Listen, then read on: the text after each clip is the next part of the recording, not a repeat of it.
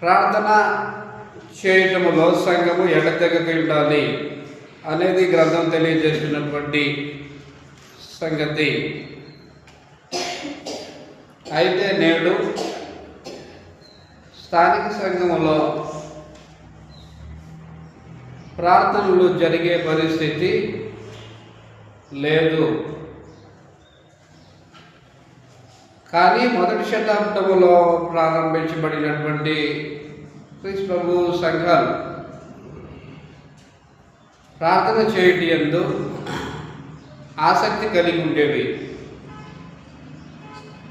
కానీ నేడు ఇక్కడ కూడే సంఘం మాత్రం ప్రార్థన చేయటం లేదు, ప్రార్థనా కార్యక్రమాలని జరిగించట్లేదు. కాబట్టి ఆది సంఘానికి నేడు భూమి మీద ఉండే క్రీస్తు ప్రభు సంఘాలకి చాలా వ్యత్యాసం ఉంది.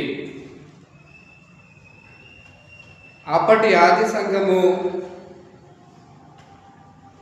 ఎడతెగక ప్రార్థనలను జరిగించుచుండేది.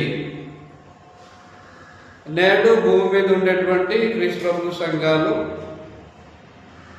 ప్రార్థనలు జరిగించుచుండలేదు. కాబట్టి ఆదిమ సంఘాల్లో ఉండేటువంటి పరిస్థితి నేడు భూమి మీద ఉండే క్రీస్తు ప్రభు సంఘాల్లో లేకపోవడానికి ప్రాముఖ్యమైన కారణం ఏంటంటే సంఘాలని నడిపించే నాయకుల యొక్క లోపమై ఉంటుంది.